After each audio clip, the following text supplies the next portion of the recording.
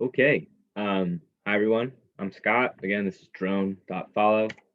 Uh, just for a brief, uh, I guess, summary of what this project is and what I seek to accomplish. Uh, so the goal of this project is to build a fully functioning drone from a DIY drone kit. And the main task is to design the flight control system. There's been a slight change. The X-Heli drone kit was out of stock, so we had to go with another drone kit from bought on Amazon. I'm keeping the xle.com drone kit here in the project description because should we roll out and in the bomb, the drone used is represented as that X-Heli, but there has been a slight change there. So I've made some good progress on programming the microcontroller and understanding like the IMU and its all communication, as well as setting it up, setting the ESP up with its own Wi-Fi. So I'm gonna break into just showing the code itself.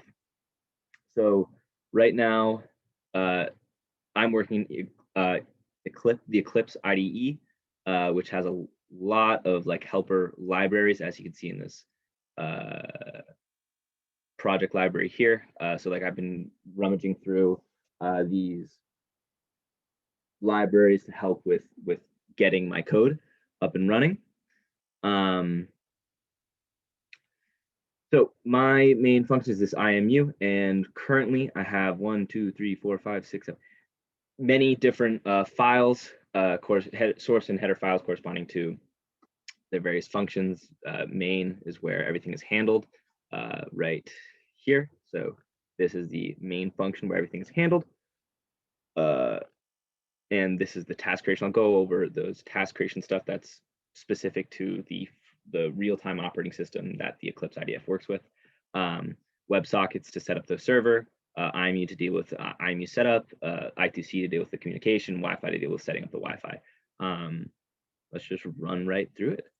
So I am communicating with the IMU over I2C communication, and just had to kind of rummage through the data sheet of both the ESP and the IMU to understand the register right through the processes to do. The main thing I learned in doing this is that with the Eclipse IDE, you have to create this command link, which allows you to kind of set up an instance of I2C communication, and then you create and destroy it after each write or read. That was an interesting thing that I saw. So I created just some custom functions to write, read, initializing the I2C of the ESP. Then the IMU handles functions like setting up the IMU, so that's writing to the IMU to tell it like basically who it is, what the general control registers are. So this sets like the output data rate, the sampling rate, the control sensitivity of the gyro and the accelerometer in my IMU.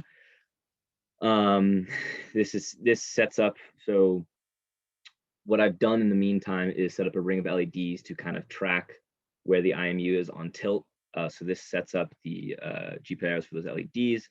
It's just a general helper function to reset your function to read the IMU data coming in, and that stores it in this data read function. The kind of general math that comes in here is the data as a whole is a 16-bit address, or 16-bit address. So I have to do some binary operations to OR two 8-bit addresses in together to get my proper data. Scaled data just takes this. So the data comes in as a 16-bit word in 2's complement. So this is the math to scale that to proper data to like reason with it and understand what's happening. And this detect tilt location is just a bunch of compound if else statements to detect which LED should light up. So you can see this is like the ring of LEDs. Then we have our Wi-Fi. So this is pretty much just taken from the helper function. So this sets up the Wi-Fi. The ESP is a soft access point. And I don't think know too much. Like I haven't really delved into this. So I don't really know how much this works on a lower level, but I've understood like kind of how this Wi-Fi is set up. And what I'm struggling with right now is setting up it as a WebSocket server. In many of the examples I've seen,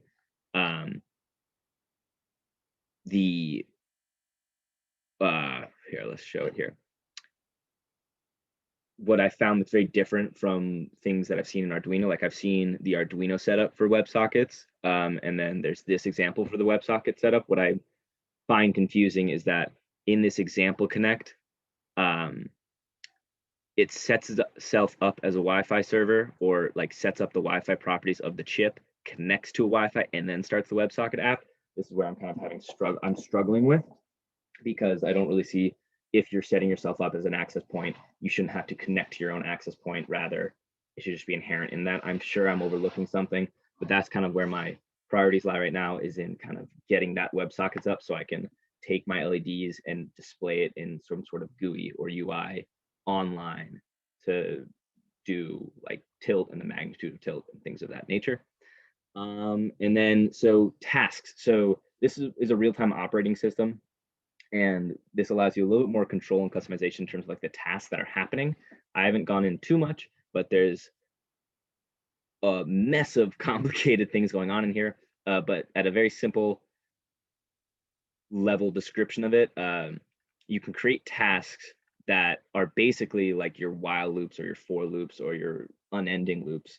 And you can set task priorities kind of on an similar to an interrupt level, but basically this is how you create a task. This is your task call. This is how you name the task, various input properties. This is the priority. So if I had multiple tasks, I would set the priorities accordingly. So say I wanted, like, reading the IMU data was the most important, I would set that task as 1 or 0, and then say, or rather say like flight control was a task.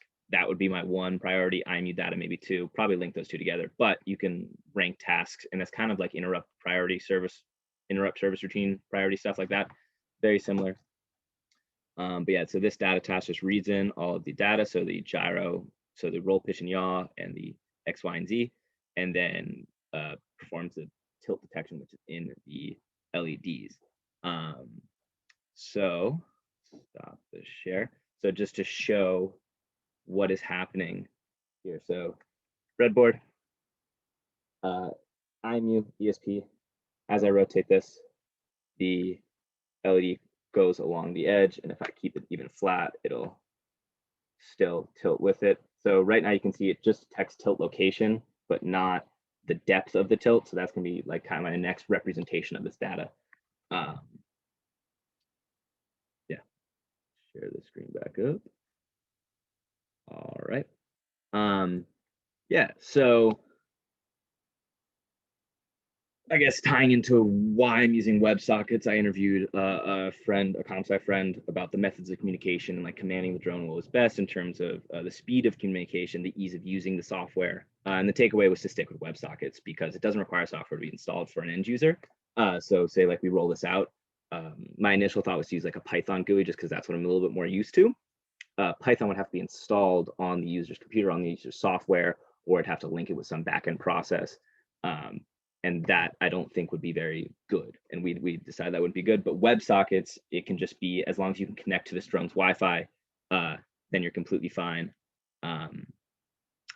So there was really no worry there, and no, like, there's little debate there because WebSockets it's a fast method of communication and is a easy application to roll out to end users.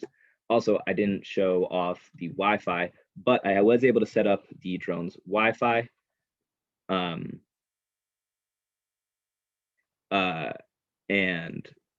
I'm just going to show a little example right here, but nice little drone Wi-Fi. I can connect, I can put my password in, and it doesn't really do anything. And I've found the IP address. I just really need to get this WebSocket server set up, and then I can kind of make a little bit more progress. But yeah, the drone is coming, but it's been delayed. So hopefully the plan is to get it within a couple of weeks so that by milestone 5, I can really kind of start chugging through that, or milestone 4 or 5, really start designing this control architecture. And in the meantime, make sure I have a full understanding of the data, make sure I have the ESP32 fully set up as a Wi-Fi access point, as well as a WebSocket server so I can host a web page with it. And yeah, so on to questions. Any helpful tips with setting up the ESP32 as a WebSocket server? I've seen a lot of resources for doing an Arduino, and should I come to the conclusion that I cannot get this set up in the Eclipse environment, I will transfer it to the Arduino, but I really want to put in the effort to get this working in the Eclipse IDE. So if you have found any helpful hints in setting up that WebSocket server, that would be highly appreciated. Secondly, in waiting for this drone to actually be delivered, I have to do things. So I'm gonna come up with the desired control architecture, like a planned control architecture. I'm going to map this data. I'm going to set up the WebSocket server, web page, and kind of create probably like a circle that maps the tilt in location and in magnitude. So yeah, if you have any suggestions on ways to prepare for the drone to get delivered in reading the data, in setting up the server, web page, anything at all, that'd be much appreciated. See, did I miss anything?